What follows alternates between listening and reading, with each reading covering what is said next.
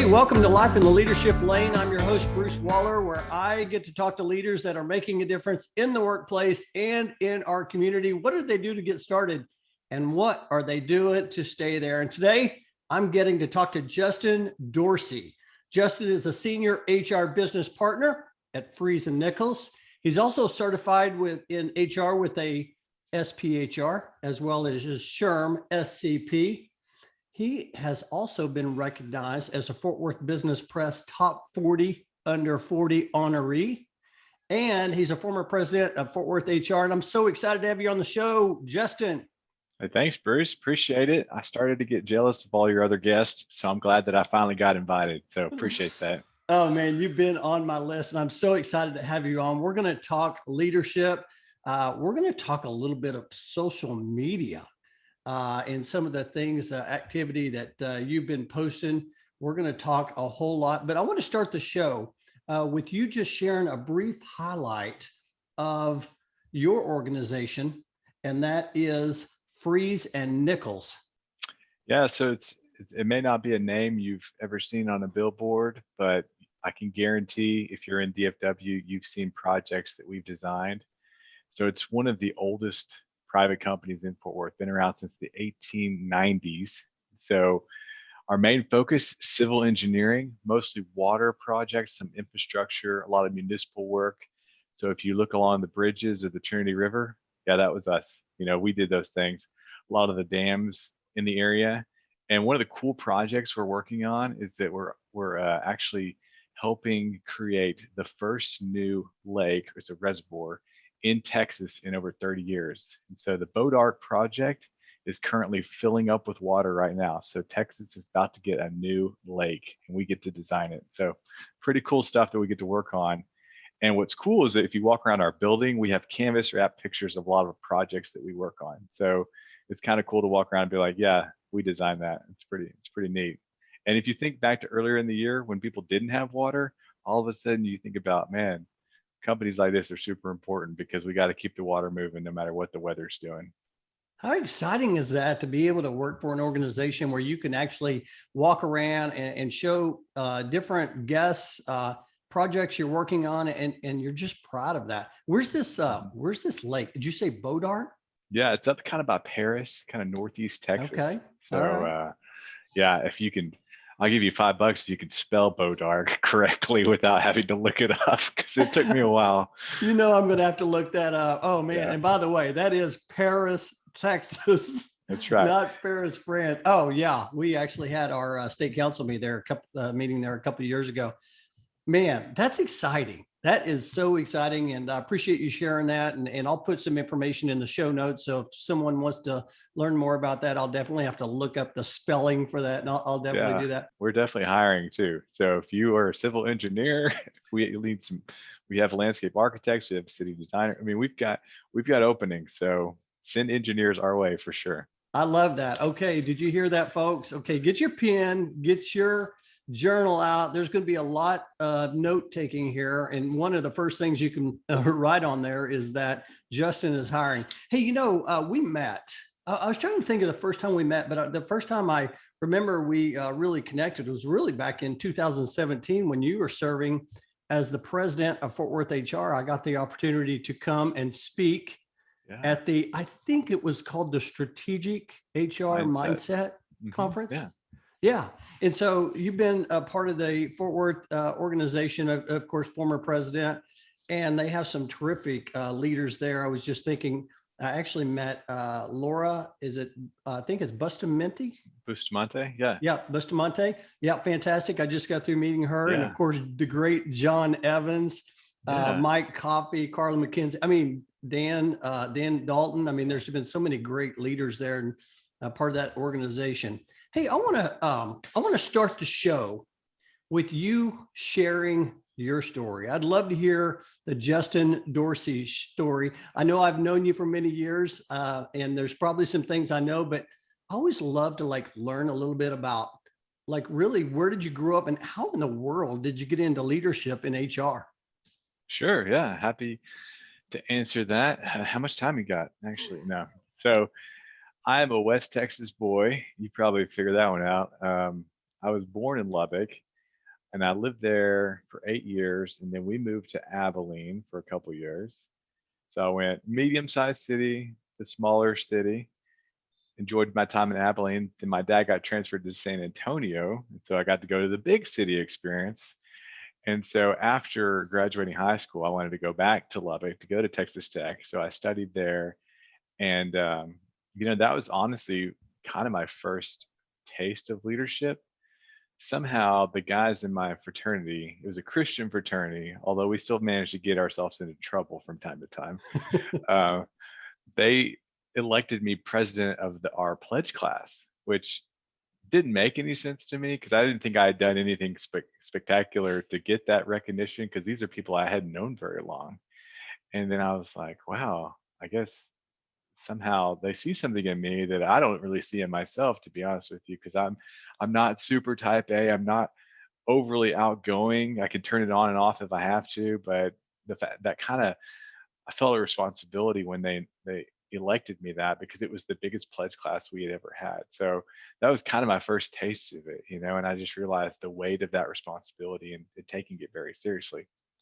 I got a degree in sociology, which, albeit interesting, isn't really going to do a lot for you long term, I guess.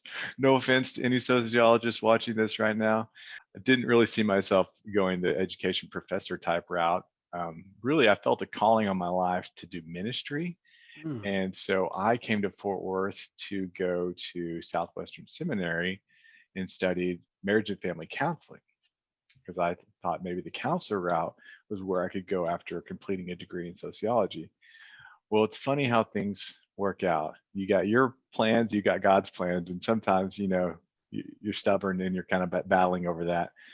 But I realized during the counseling education experience that maybe a clipboard and a couch wasn't what I was looking for long term.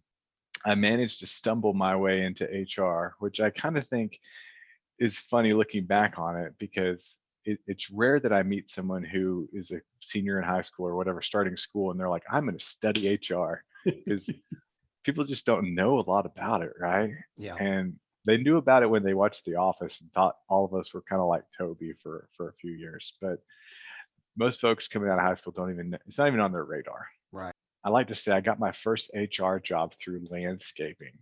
And this is one of those lessons where you just never know who's watching and who's paying attention.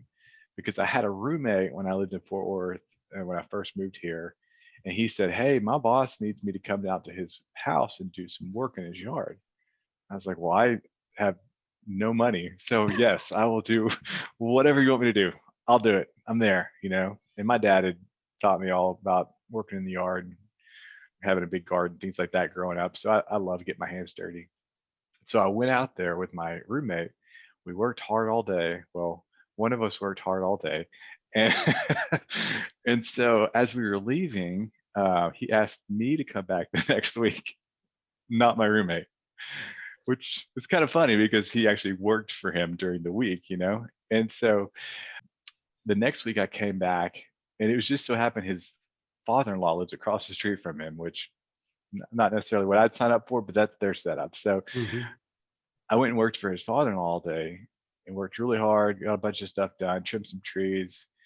And then I came across the street because I saw my roommate's boss working in his driveway. And I said, hey man, do you have any jobs?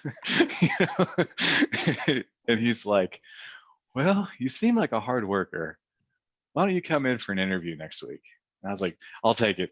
Because at that time, I was literally filling vending machines for my day job when I wasn't in school, like filling up Coke machines and snack machines and things like that. And the funny thing about that job is that they told me when I started filling vending machines, you can eat anything you want, which is a brilliant strategy, because after a week of eating anything you want none of it. Like you never want to see another candy bar or Coke in your life after that. So anyway, I ended up getting an interview. I got a job working in accounting of all things. And after a while, a position opened up at HR because our director had left. And I was like, well, what is HR? And so I was like, that sounds like a better fit. Can I apply for that? And because I'd done decently in accounting, I hadn't ruined anything, I guess, they let me work in HR. And then after being that a few months, I realized, man, I could really make a career out of this. This is definitely something that I have a lot of interest in and passion for. Wow. Oh my gosh. There is so much there. I want to ask you, when you became, like, I want to go back to when you became the president of your pledge class. Like, what do you think it was that they saw in you? I mean, it's like you really haven't built any relationships yet. Did you ever were you able to ever like put a finger on that? I mean, I personally, just from knowing you, you have an incredible way to connect with people. But I was just curious, was there anything that you thought like that stood out and that you've been able to see, as you fast forwarded? Well, I think just in connecting with people, like I think I struggled this past year working from home because I do feed off of that Mm, connecting with people and needing to talk to them face to face, not even about their job, just about who they are, And I tried to get to know folks early on in the process, and they do like some I can't give away too many fraternity secrets, but we do some activities and some events along the way to kind of get to know folks sure. and to connect with people. And so I really couldn't quite figure it out other than the fact that I made a positive impression. I mean, I try, it's really important to me to be genuine and true to who you are. Mm. I try to be the same person at work that I am at home, that I am at church, that I am maybe a Texas Tech football game. Although those have not been the best side of me lately the last couple of years. And I think just people I guess people can understand that after a while, that what your yes means yes and your Um, no means no. And I think if you could just deliver on that and be responsive and not have an agenda when you're talking to people. Like I heard something on the radio this morning. They said that guy he makes you feel. I think they were actually talking about Muhammad Ali because there's a documentary coming out about his life. They're like, okay. he would make the person he was talking to feel like they were the reason he got out of bed this morning. And I was like, Mm. what an amazing characteristic that would be to have and to emulate. I've So got chills, man. That is, oh man, that's fantastic. Oh, I love that. I was actually just thinking about, so one of the things I do like to talk to my guests about are mentors, because I think that, there's a common thread for people that have had success, people that are in that leadership lane. They've had these mentors in their life. And you posted something on LinkedIn, I believe it was just today. And yeah. of course, we're here in July, second half of the year, but you posted something and it had a picture. What caught my attention was it had a picture of William Wallace, Oh right? This yeah. is Uh-huh. Braveheart. I mean, come on. We've all seen Braveheart. If you haven't seen it, go watch it. But the thing that caught my attention, that you talked about a former boss. And I thought, I'm going to ask him about that because I know that mentors are so key. And he had talked about there's two types of leaders. There's one that motivates and gives pep talks, and there's another one that goes into battle. Talk a little bit about that. Number one, why did you post that? And Mhm. what did you mean by that? And then number two, like, who have been some mentors in your career? Yeah, so that has been on my mind because I was reading Start With Why by Simon Sinek, and it's just a great book. And he has a whole chapter on like energy inspires. It might motivate. It's kind of a short-term thing, but it can inspire people for a short amount of time. Energy excites people. Mm, Enthusiasm excites people. You around somebody who's got a lot of energy and it kind of gets contagious for a bit, but it's not really sustainable. It's kind of a mm, sprint. Like you can only sprint for so long. You can't Marathoners can't sprint like that. They have to pace themselves for a longer run. And a lot of leadership and business life is a marathon, right? mm, And so I've seen leaders come in and just shake things up, or mm. consultants or change management people like come in and shake it all up, and then they're gone, and you're like, oh, we lost all that enthusiasm. What do we do now? And another way I heard it put was Dr. Dobson. He said, emotions make a decent caboose, but a lousy engine. And I was like, Oh, oh, I can connect with that one. But then there's people that you're around and if they're going somewhere, you're following them, you're mm, with them, because you trust them, you know that they've got your best interest at heart, and they really aren't self-serving in what they do. And the guy that told me that story about, one group can give a pep talk, one's like I'm where that person's going, I'm hitching my wagon to him, I'm going. Like, he was so good at that because I could tell he cared about me individually. And I found that out because we all need people in our life who are cheering for us when nobody else is. It's easy to say, man, Bruce, you wrote a book and it's doing great, and go Bruce. But if that book had flopped, which it certainly didn't, but if it had flopped, who's still cheering for you? Might be your coworkers, your spouse, your kids, whatever that may be, and he was that kind of guy because I'd gone through a season of life in my mid-20s that was just really rough. And I was bringing that to work, and I was taking it out on other people unintentionally, like I was checking the boxes of my day, but I just didn't have the right attitude, didn't have the right mindset. And we just happened to have offices right next to each other.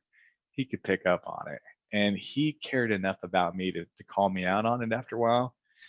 And this is somebody, when you're vulnerable enough to share, because early on in my HR career, I would hear people say crazy things like HR shouldn't be friends with the employees that they work around, or HR shouldn't really build those kind of relationships, And I'm thinking, would I rather get bad news from someone I don't have a relationship with or someone I trust? I'd rather have it from somebody I trust, you know what I mean? And so he sat me down when I was going through all this stuff. He's like, I fully recognize you're going through some hard times. However, he could make that transition. I'm going to need more from you in terms of this. He outlined it for me. We got a plan. He didn't expect me to solve all the world's problems that next day, but he's like, I understand where you're at, but I don't want you to stay there. And to me, that made such a dramatic impact in my life. And I've tried to share that with other people, because so many times it's easy to sweep things under the rug and just kind of hope they get better. But honestly, building that trust, speaking direct into someone, and creating an environment where it's safe for them to share back. I mean, to me, that's where you really start to see a difference in people. Isn't that so great whenever you have a mentor that will, like, you use the word care. I love that will care enough to say, hey, look, you know what?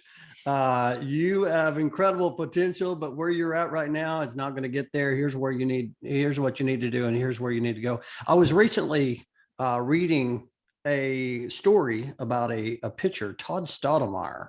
I don't know if you remember him, but he pitched for the Yankees. Then he came over to the Rangers. I thought we were going to win a championship, and of course didn't happen. But his dad was one of the pitching coaches, and it was early in his career when they sent him back down to the minors. And so he calls his dad and tells his dad, hey, and he's down and out. Well, his dad didn't, he didn't, console with him. He's like, hey, look, I would want you to pitch for our team, but not the way you're pitching now. And he challenged him. And he said, when he hung up, of course, he said, hey, okay, is mom there? It's like, I need to talk to somebody with some encouragement. But when he hung up, he pulled in a parking lot and he realized, you know what, I'm not all in. I got to go all in. And his dad had challenged him. And so as you share that story, I'm sitting there going, that's what he did for you. He challenged you to get better, right? That's fantastic. Are you mentoring anyone today? I mean, you're obviously a top HR leader. Do you mentor others? Yeah, I really strive hard because Fort Worth is a big, small town. I feel like it's got a lot of aspects of Lubbock, but it's got a lot of the resources of Dallas, so it's kind of a blending of the two. We truly are Cowtown, and so the HR community, I feel like it's been really closely connected, and we're so blessed to have Dallas HR, North Texas HR, Mid-Cities HR, Fort Worth HR, all within like an hour's drive of each other. And so I really try and connect with people that reach out and express an interest in just getting involved. That was my thing as president. It's like, what do you have? What do you want to give? And what do you have to give? We can make that work, right? Because managing a group of volunteers is way different than managing people that actually get a paycheck, And so I just always try to be open to to that, to plugging them in somewhere within the city. And I love seeing those people. It's funny you talk about Laura, because the journey from Laura, when we first met, it was actually on an airplane flying back from SHRM National in New Orleans, Louisiana. And she got so lucky or unlucky that our seats were assigned to be right next to each other. And I'd had enough coffee and beignets and all that good stuff. And I turned to her and said, "Hi, I'm Justin. Were you here for the HR conference?" And she was like, "Why are you talking to me?"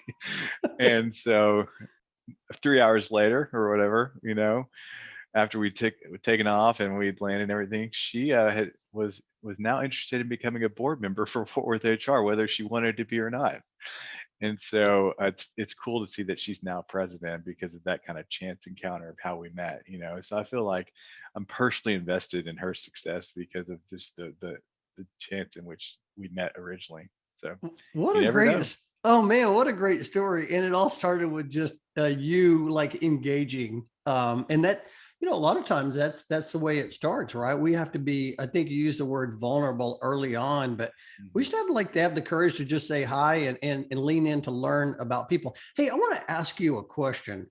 You had talked about going from accounting to HR. And obviously you've been, a leader for a long time. And now here you are, in your career.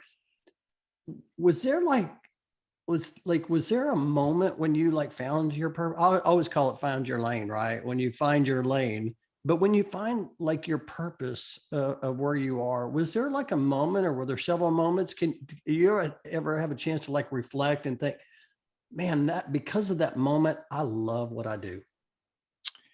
Yeah, absolutely. I mean, that's something that it's easy to lose sight of. I Mm, felt like when I first started in HR and wanted to get more involved, I found that a lot of people I was running into kind of had a bitterness to them. mm, Like they just didn't really either have passion or just being run through the ringer, or had been tasked with a lot of really tactical administrative things that had pulled them away from maybe the reason they went into HR in the first place. And I kept thinking it just doesn't seem to fit, right? Like HR, your employees are going to feel that. The people that you support and you serve, they're going to feel that if you're not all in, you're not all there. mm, So I started trying to unpack that for me, because I found that I was more energized from an employee situation, trying to help them through something, even if it was little, like, "Hey, I'm getting married next month. What do I do about benefits?" Or, "Hey, I've got another job. I'm moving off. Can you help me with that transition?" Absolutely. And if it's 6 months down the road, I'm still here to help you out. I don't care if you work for us or not, So I found myself getting energized from those mm, interactions and maybe getting a little bit run down from being stuck at my computer all day. And that was another hard thing about remote work. It was like, to me, HR is not staring at my laptop all day, it's just not. And so that was what kind of ignited me early on, and realizing that like these people may be accountants, they may be engineers, they may be salespeople, they may whatever. They're not thinking about HR stuff like we are. So we need to make HR very accessible, very responsive, and then also just follow through, follow up, whatever it may take. mm, I tell people I don't have all the answers, but I can connect you with resources. mm. I can at least hand you off to the person that can take you to where you need to go. And so to me, that simple kind of a keep it simple model has been very impactful for me. And anytime I feel myself getting dragged down, staring at a computer all day, I just get up and walk around. Like I just go to see people. We've got 3 floors of this building. There's somebody that has time to talk, and in hearing, hey, what's on their plate? What are they doing? What are they challenged with? What's exciting? Or even forget work. How's the kids? How was Father's Day? Whatever that may be, human first, obviously resource second. And so that's what energizes me. That's what really ignites my passion. That's kind of my leadership lane, if you will. I love that. I love that. You know, I hear, I've heard many, many times, the first time I heard it was John Maxwell talking about great leaders walk slowly through the crowd. Mm, And it's that's powerful. what you're doing. Like when you get up and you're walking through the offices to connect with people. Hey, if anyone that's got their pen and their journal, three things he talked about was being accessible, being responsive, and following up. I just love that. I love that. Hey, I want to shift gears here. I want to talk leadership 2021. Of course, 2020 was incredibly difficult. 2021 has been challenging, but I think we're kind of starting to see us navigate through this. I always like to ask my guests, you know, there's so many different ways of defining, you know, leadership. Everybody seems to have a different definition. I'm curious if someone said, "Hey, Justin, what is leadership?" How would you define it? Well, you've probably heard it said the definition of a leader is somebody who has followers, right? That doesn't always mean, like, I think we assume positive when we hear the term leadership. Mhm. I don't think that's necessarily true. There have been some very bad leaders in our society. And I remember I used to work with a guy who people followed him. He was a taller guy. He had an energy about him. But if his attitude was negative, the whole team's attitude was negative. And Mm. we had to sit down and talk to him and said, man, you've got so much potential, but you're pulling people down. I look at it like if I'm standing on a desk and someone's on the ground, it's a lot easier for them to pull me down off the desk than it is for me to pull them up onto the desk, right? So Mm. leaders can pull people down if they're not careful with it. And sometimes it's just the attitude, their demeanor, or just how they interact with people. And so for me, I feel like the integrity piece, which this is what's great about this organization, is we're very, very value driven. Mm. A lot of places use it as marketing material. Our values are baked into our performance reviews and the way that people are evaluated around here. So you can be a great employee, not follow the values, and you're not going to be a fit, you know? And so one of those is just leading by example. You know, Mm. you can't ask somebody to do something you're not willing to do. And if they see you preaching one, that's the responsibility that people like you have and people in HR have.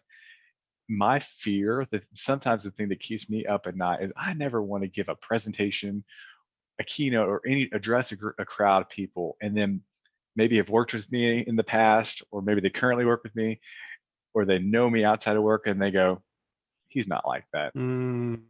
You know, it just cannot be lip service, you know. And not that you, obviously we're going to make mistakes, and we've grown from things in our past, and we're ever changing and evolving, right? But the thing about it is just, I just would never want to be a hypocrite in front of a crowd, you know. And that's kind of what got me to sharing more openly on LinkedIn and maybe Mm. challenging some things, because I felt like, man, if I'm struggling with this or dealing with it or experiencing it, it might be able to help somebody out, or maybe they can help me out, you know. So I feel like it's just a mutually beneficial thing. I love that. I want to talk about this just for a second because you're very active on social media, and I every time you post something, I stop and read it because I always know it's going to be something impactful. You're not forcing things. You're not just throwing things out there. You're like things that are well thought out. And I want to ask you a couple of questions. Number one, like why are you so active? And you've just answered that, but also you posted something that really caught my attention. And you talked about it was an article around renting and owning. I would love for you to just talk a little bit about number one, why do you think it's important to continue to post and share? And number two, talk a little bit about that article. Yeah, absolutely. You know, there was a time in which LinkedIn just seemed to be a little bit lost. You know, there was just a mixture of things going on. This is probably before Microsoft came and bought them. And, you know, some stuff, a lot of it was just connections, a lot of it was real salesy.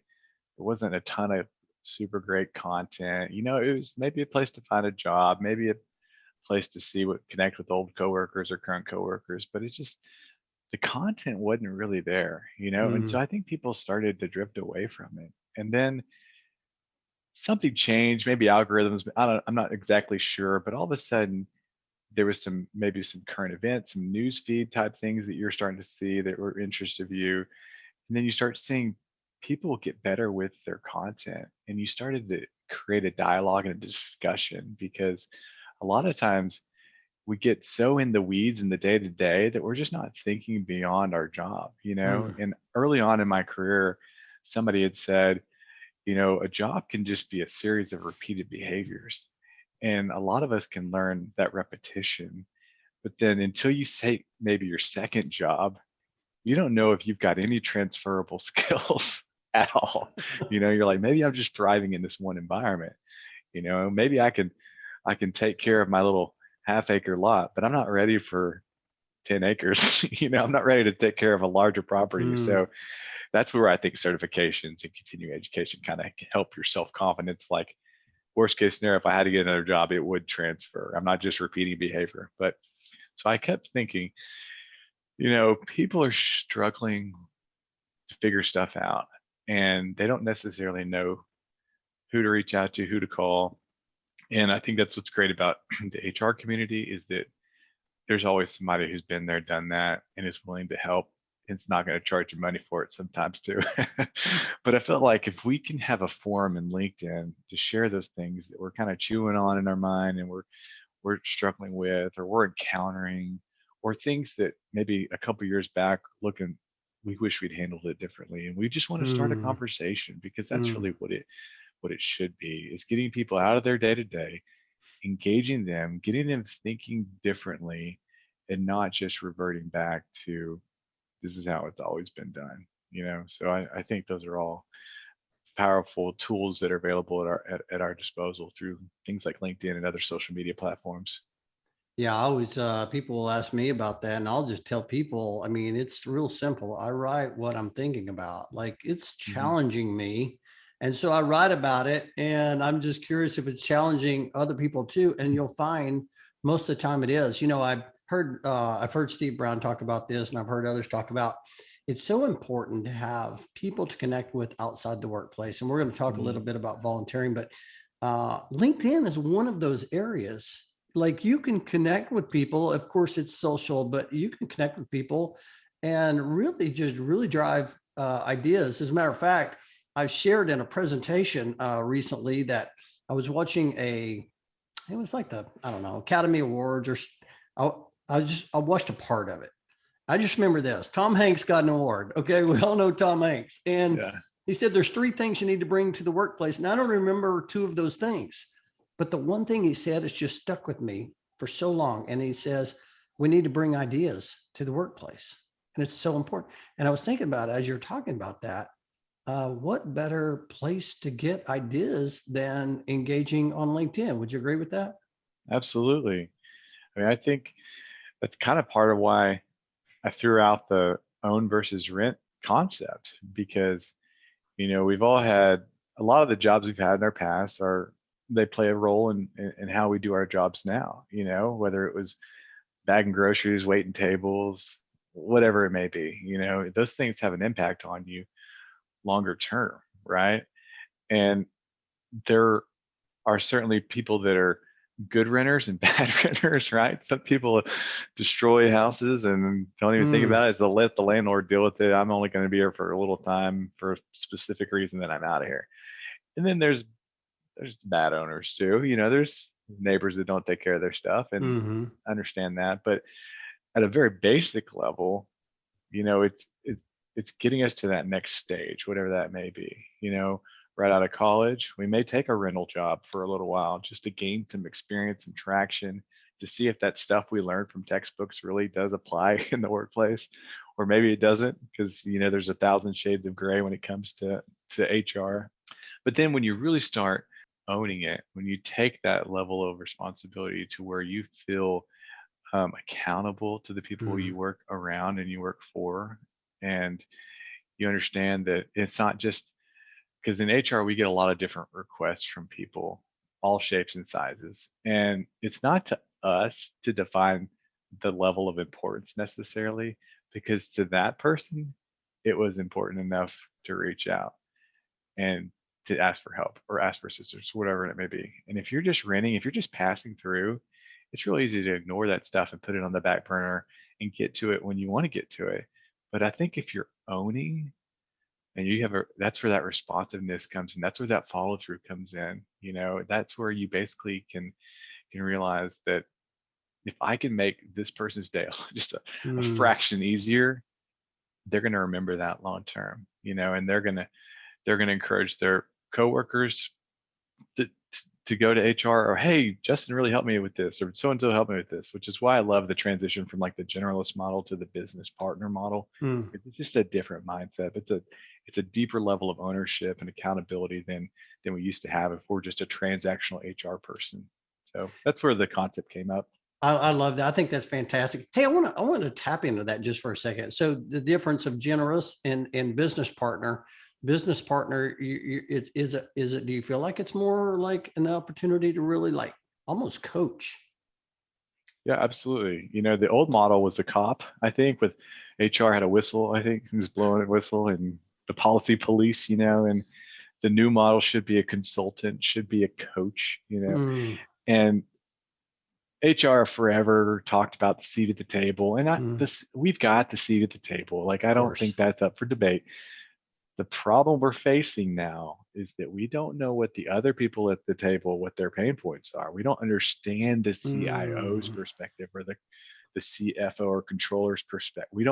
We can't put ourselves in their shoes. And so we're speaking into them from an HR language that it might as well be a different language than what they're receiving. So I think that's kind of the next evolution in HR, is like, know your business partners, know the folks you work around, understand what they're dealing with so that you can speak intelligently and consultatively to the issues that they're facing, so that you can come with a solution.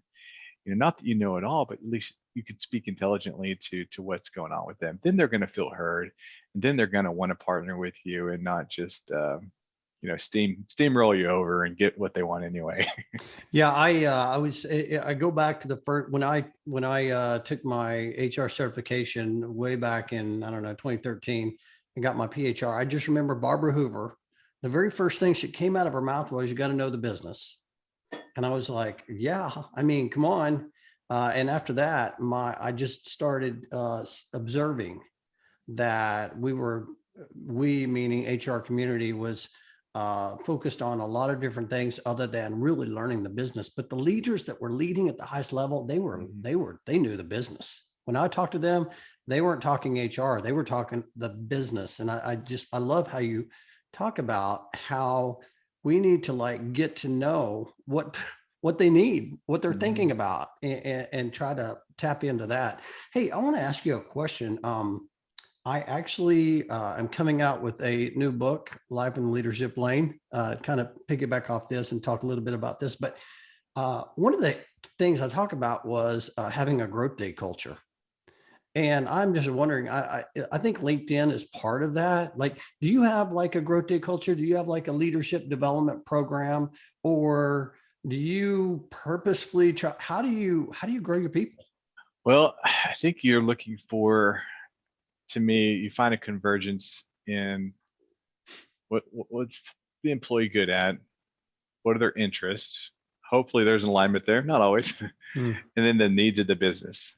And where those three circles come together, it's kind of that sweet growth learning spot. And I try to meet folks where they at. And mm, Alice Dindinger, I don't know if you've ever met her. She uses this great phrase that I've kind of borrowed, plagiarized, whatever you want to call it. I'll give her credit for it. It says, "I want for you what you want for you. oh, So what do you want?" And just setting that stage for them to speak, because I think sometimes employees aren't given a voice, or that their voice is silenced unintentionally, maybe intentionally, mostly unintentionally, by hierarchy, structure, organizational norms, whatever that may be. And so just giving someone the microphone and being like, I want to hear from you. Yeah, I have some things we need to get done, but if that doesn't align with your passion, your strengths, and what the company needs, then this may not be a fit necessarily. And if you can help grow people and invest in them, then and they're going to return that with loyalty more often than not. And not that they're always going to work for you, but at least you're going to keep that connection. You can be the one cheering for them as they move up in their career. So to me, I think it's just super important to continually invest time and energy into just a little bit of incremental growth, just a little bit of reading here or podcast here, or just stretching your mind beyond just getting stuck in the rut. And I think a lot of people coming out of last year were just really out of rhythm of learning and development. I mean, I'm thankful we've got a strong OD program here at our organization that really invests a lot of time and energy into course content and things that can help people grow in their career. But if you don't have that, there's still a lot of like free resources or SHRM resources or whatever it may be that can just got to tap into. And heck, YouTube's got enough to kind of complete a college education, I feel like, if you're looking for it. So you just got to figure out the format that works for you. And the thing about it is that growth comes from being uncomfortable. Much as we don't like it sometimes, and sometimes it hurts. Like if you're lifting weights or whatever, if you just do 5-pound dumbbells your whole life, you aren't getting any stronger. You might get perfect form with 5 pounds, but you're not getting stronger. So I feel like to grow, you're going to have to up the weight over time, and you're going to have to take on more challenging things. Otherwise, you're just going to be working on your form. That is so good, man. I got chills over here. Yeah, Alice. Alice has been a big time speaker at the HR Southwest conference for a long time. I think she's actually out of the Austin Human Resource Management Association. She's fantastic. So definitely we'll give her credit. Oh man, this is so good. So good. Hey, let me ask you before we pivot here. You had mentioned you have some open positions now. Have you seen recruiting more challenging today or less challenging? I mean, it seems like there's a lot of talk about how it's hard to find people, right? And what's interesting is that even prior to COVID, I mean, I've always heard the term there's a war on talent, but it seems like today there's even a bigger war on talent. Is it a challenge for you? And is that a big part of what you do as well? Yeah, it's huge. It's probably consuming more than half of my time these days. And have you seen the movie Moneyball? I have, yes, with Brad Pitt. Brad Pitt. Yes. Well, there's a scene in there where the guy who's actually playing Ron Washington, former Rangers coach, and they're talking about moving this guy to first base. And I think it was Brad Pitt's character that's like, "Oh, it's not that hard. Anybody can play first base. It's not that difficult." And the Ron Washington character goes, "It's incredibly difficult." And if someone's asking me how's recruiting right now, I would say it's incredibly difficult because people have options, whether it's where they work from, if they work from home, if they freelance, if they're doing gig work. Choose your own adventure is kind of the name of the market right now. And we're seeing people coming straight out of school who are countering their first offers, which I never would have dreamed. I was like, "What do you want to pay me? Okay, I'll take it." I remember you said before you interviewed with the guy, "I'll take it." That's right. It's so true. And engineers, especially. I mean, I think you'd have to be hard pressed not to have a job if you're an engineer right now.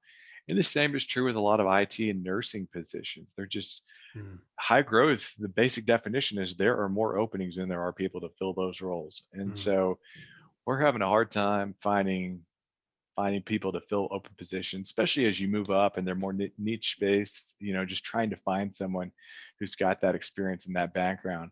And then obviously you've got to move very quickly. And I know people have been saying that, but it's unreal how often your failure to schedule a follow-up interview for a couple of days later means that person's gotten a job offer somewhere else and they're gone like that, and so people have options. The remote work thing is obviously having a big impact on the talent pool that companies are able to pull from. And then also, compensation is continually getting more and more competitive. And it's not just money. Obviously, it's your full package, it's your benefits, it's your perks, it's all those different things, but companies have really got to focus on being quick, being responsive, managing their online reputation. You can't ignore that stuff. I mean, I'm sure there's extremes on both ends. When I tell people if they're looking at Glassdoor or Indeed on company feedback, you can probably throw the 1s and 5s out, but your meat's going to be the 2 to 4s. And you can see a lot of those things to where those people may decide they don't even want to interview you if you do call because of your reputation. So to answer you, yeah, it is a tough market. It is definitely, unlike the housing market, it is a buyer's market for people looking for a job, and they've got options, maybe more options than ever before. And the passive candidate sourcing, proactive sourcing is huge. A lot of people sitting in their home office right now, maybe watching this, they'd take a call from a recruiter that they wouldn't take if they were in a physical office, right? Hey, you want to talk about this position? Sure, why not? I'm on my couch, So I just think we've got to realize that the worst thing we can do in HR right now is revert back to how we used to do it pre-pandemic, because it's just gonna be a disservice to your people and to your company long term.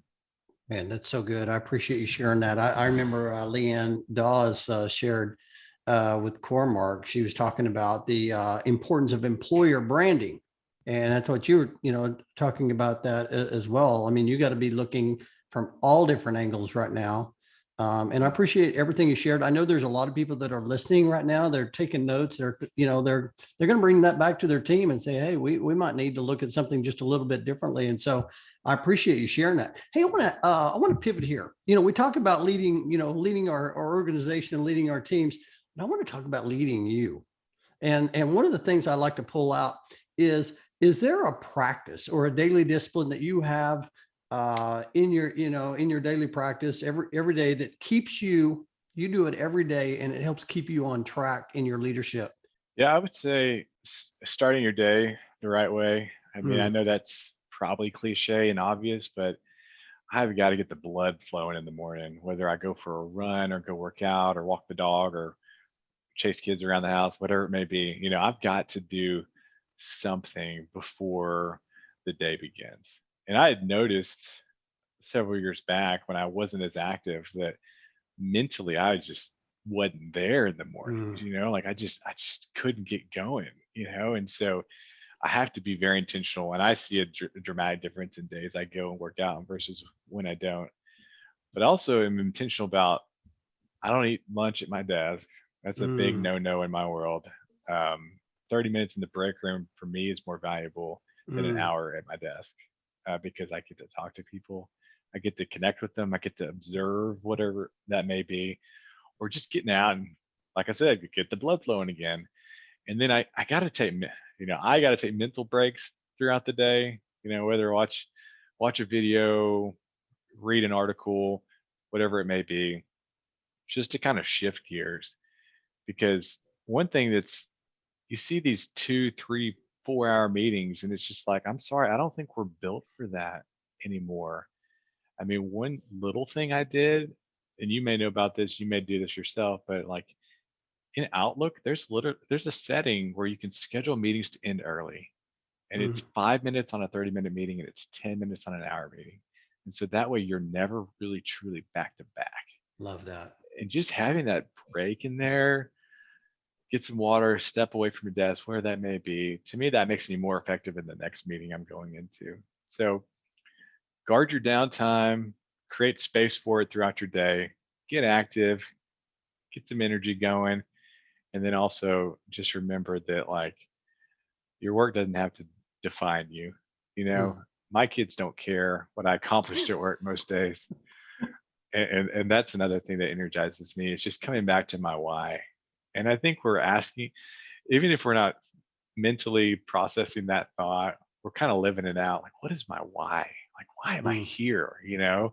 Not that you're having this existential crisis, but just like, remember your why, because losing sight of that makes it really easy to get irritated with all the other little stuff that pops up in your day.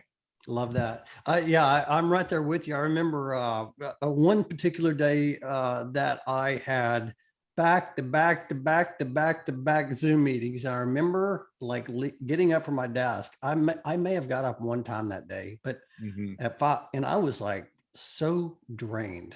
I was like, I cannot do that. And so a lot of times we have to go through that to figure that out. Those are some great tips. I loved scheduling, ending the meeting early. And so I think a lot of people appreciate that. Hey, I want to ask you one last question before we go to It's Time to Accelerate. And I want to ask you the question, and you've given some incredible advice today, but was there ever any advice that you received? It could have been from a family member. It could have been from a colleague, a friend, any that you received. It's just been so good that you just find yourself sharing that. Maybe you share it with your kids. Any advice that comes to mind?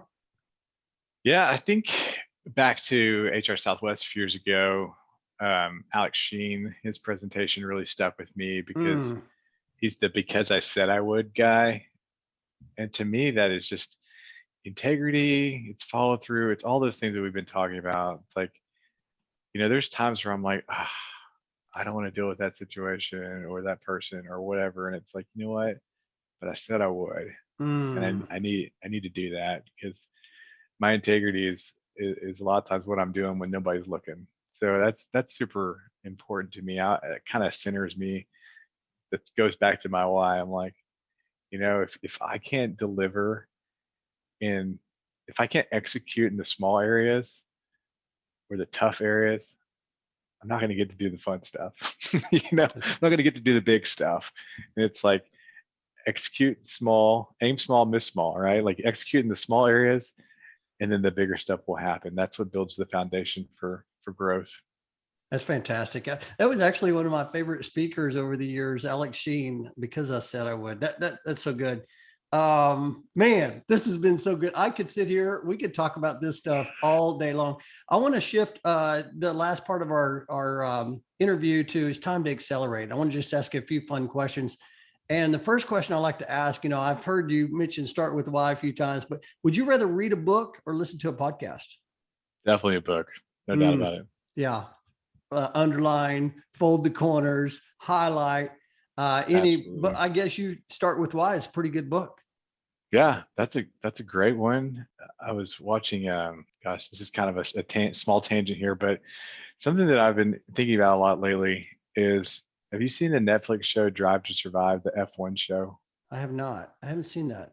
So I'm not a race car driver guy. I'm not into that, but it's a really Yeah. well done show. And there's some teachable moments in there too, because they kind of give an inside look at all these different Formula One teams.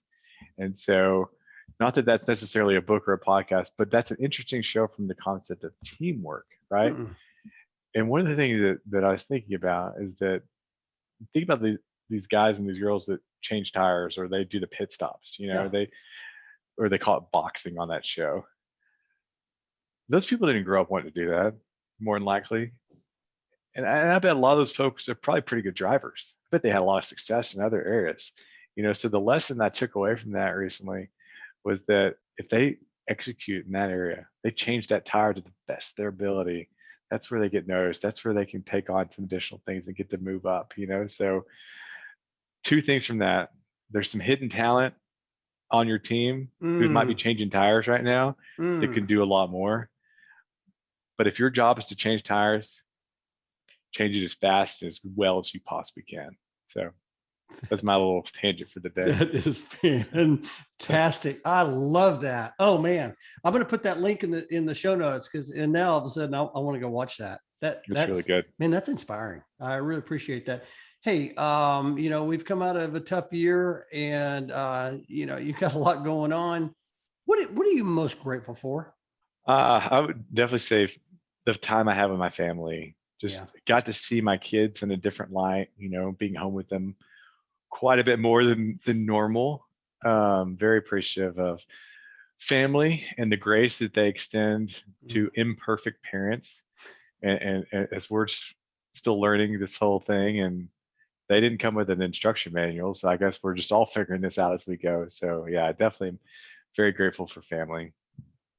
That's so fantastic. Well, as we go into the second half of 2021, it looks like we're going to have some in-person events. Companies are, starting to kind of we're navigating through this COVID thing. What are you excited about, in the, 2021 second half?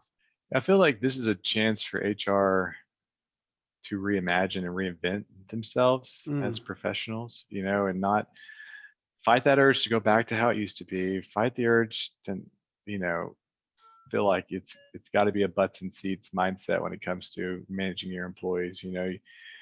I think that you've got to trust people enough to fail, and I think that's sometimes hard for us. And so I think trying to figure out and define what type of leader, what type of HR person, or whatever it is, fill in the blank here, what type of husband I want to be, and working towards that.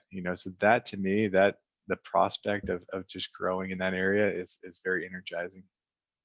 I love how you not just put what's the best like employee I can be, but you said what's the best father I could be, the best parent I could be, the best person I can be.